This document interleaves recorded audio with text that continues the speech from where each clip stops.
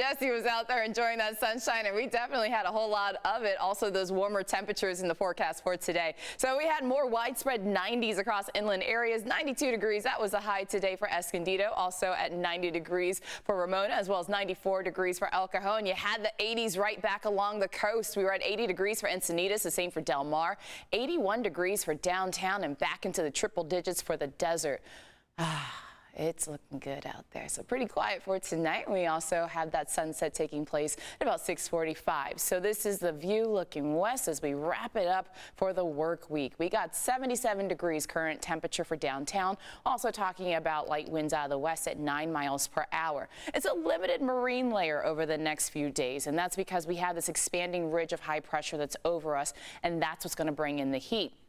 Also talking about some high clouds. You're seeing them out there now, but a few more are going to be popping up, and that could lead to the potential for some sprinkles, and with the heating of the day, even a few cumulus clouds over the mountains. When I say sprinkles, I mean mountains, and for the most part, I think it's going to be Virgo anyway. But it is in the forecast. It's like slim to none when it comes to any chances. For the most part, we just got to talk about the heat. It's going to stick around all the way through next week, by the middle of the week. And then for the second half of the week, we get back into the more seasonal range. So here's something to be mindful of. As I mentioned last half hour, we have an excessive heat warning that's going to start on Sunday. It's going to go all the way until Tuesday for the desert. Highs 105 to 110. The potential is there for highs in the 80s and 90s right along the coast, and that's going to be Monday, Tuesday, and Wednesday, as well as the mid to upper 80s for the inland areas, and even potentially some triple digits. So once again, I want to remind you the signs when it comes to heat exhaustion. Heat-related illnesses are the #1 weather killer in the United States, something to be mindful of. So the signs for heat exhaustion, you're talking about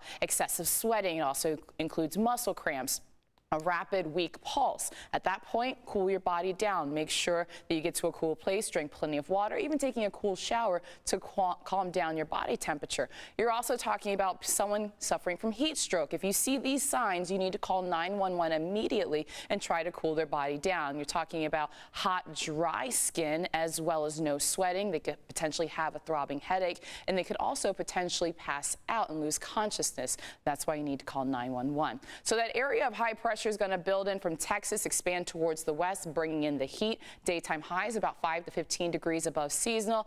And another trough's going to knock it down. So that's going to be by the second half of next week. Your 8-day microclimate forecast has those 80s going strong for the coast all the way through Thursday of next week. Then bring on those 70s. You're looking at 80s returning for daytime highs to the inland valleys after we have that warm up for the start of the week. 90s turning into 80s for the mountains. Triple digit heat back in the desert. 90s around this time next week. Jake?